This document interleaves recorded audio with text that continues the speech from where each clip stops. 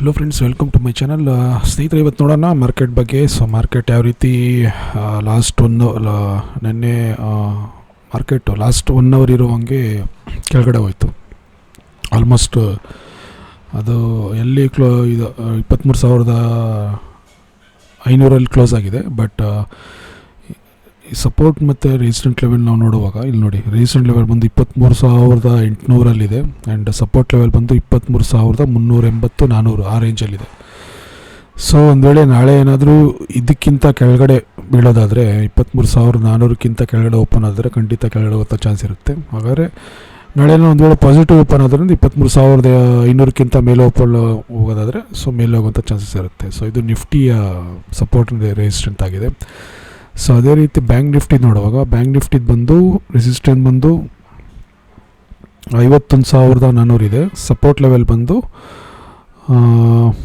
50,200 ಇದೆ. ಸೊ ಈ level bank ನಿಫ್ಟಿದಾಗಿದೆ.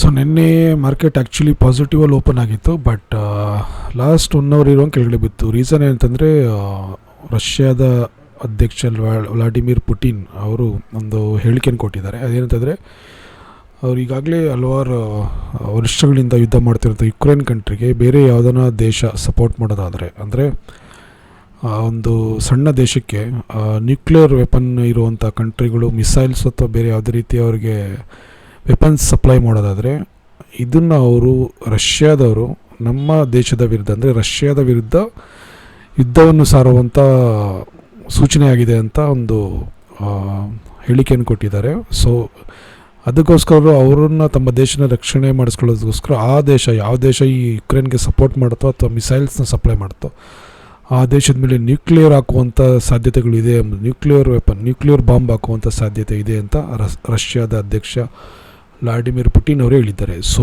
ಈ ಒಂದು ಹೇಳಿಕೆಯನ್ನು ಕೊಟ್ಟಿದ್ದ ತಕ್ಷಣ ಕಂಟಿನ್ಯೂಸ್ ಆಗಲಿ ಮಾರ್ಕೆಟ್ ಬೀಳೋಕ್ಕೆ ಸ್ಟಾರ್ಟ್ ಆಯಿತು. ಸೊ ಯಾವುದೇ ರೀತಿ ಮೇಲೋಗಿತ್ತು ಅದೇ ರೀತಿ ಸಡನ್ನಾಗಿ ಆ 1 ಗಂಟೆಯಲ್ಲಿ ಮಾರ್ಕೆಟು ಡೌನ್ ಟ್ರೆಂಡಿಗೆ ಸ್ಟಾರ್ಟ್ ಆಗೋಯಿತು, ಕೆಳಗಡೆ ಬಿತ್ತು. ಅಂದರೆ ನಿಫ್ಟಿ 23,500 ಆ ಲೆವೆಲ್ ಬಂದುಬಿಡ್ತು. ಸೊ ಹೇಳೋಕ್ಕಾಗಲ್ಲ, ಇವತ್ತು ಅಂದರೆ ಈ ಎಲೆಕ್ಷನ್ ಇರೋದ್ರಿಂದ ಮಹಾರಾಷ್ಟ್ರದಲ್ಲಿ ಮಾರ್ಕೆಟ್ ಇಲ್ಲ ಇವತ್ತು. NSE BSE ಹಾಲಿಡೇ ಇದೆ. ಸೊ ನಾಳೆ ನೋಡೋಣ ಮಾರ್ಕೆಟ್ ಯಾವ ರೀತಿ ರಿಯಾಕ್ಷನ್ ಕೊಡುತ್ತೆ ಅಂತ. ಸೊ ಯಾವ ರೇಂಜಲ್ಲಿ ಓಪನ್ ಆಗುತ್ತೆ, ಯಾವ ರೇಂಜಲ್ಲಿ ಅದು ಕ್ಲೋಸ್ ಆಗ್ಬೋದು ನಾಳೆಗೆ ಮಾರ್ಕೆಟ್ ನೋಡೋಣ. ಸೊ ಇದಕ್ಕೆ ಮೊದಲು ನಾನೊಂದು JK Agri ಅಂತ ಒಂದು ಸ್ಟಾಕ್ ಬಗ್ಗೆ ಮಾತಾಡಿದ್ದೆ. ಸೊ ನಾನು ಈ ಸ್ಟಾಕ್ ಬಗ್ಗೆ ನನ್ನ ಲೆವೆಲ್ಸ್ ಹೇಳುವಾಗ ನಾನು ಅಂದರೆ ಒಂದು 2-3 ಲಾಸ್ಟ್ ವೀಕಲ್ಲಿ ಸ್ಟಾಕ್ ಬಗ್ಗೆ ನಾನು ಬುಲಿಶ್ ಟ್ರೆಂಡ್ ಬಗ್ಗೆ ಮಾತಾಡಿದ್ದೆ. ಸೊ ನಾನು ಆಗ ನಾನು ವಿಡಿಯೋ ಮಾಡಿದಾಗ 441 ಇತ್ತು ಸ್ಟಾಕ್ ಇದು. ಸೊ ಇವಾಗ ನೋಡಿ, ಇದು ಬಂದು ಆಲ್ಮೋಸ್ಟ್ 440 ಕ್ಲೋಸಿಂಗ್ ಬಂದು ಹೆಚ್ಚು ಕಮ್ಮಿ ಇದು 448 ಕ್ಲೋಸ್ ಆಗಿದೆ. ಇಲ್ಲಿ ನಾವು ನೋಡೋಣ ಬೇಕಂದರೆ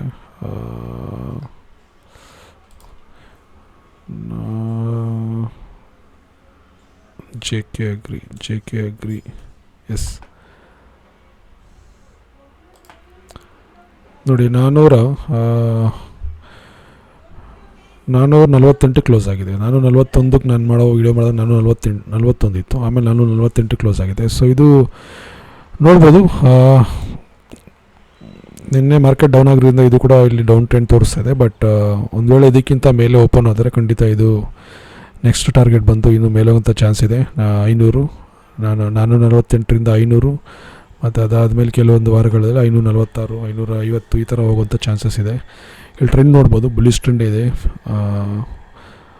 so green candles 2 green candle ಆಗಿದೆ ಲಾಸ್ಟ್ 2 ವೀಕ್ದಲ್ಲಿ, ಮತ್ತು 3ನೇ ವಾರದಲ್ಲಿ ರೆಡ್ ತೋರಿಸ್ತಾ ಇದೆ. ಬಟ್ ಈ ವಾರ ಕಂಪ್ಲೀಟ್ ಆದಾಗ ಗೊತ್ತಾಗುತ್ತೆ.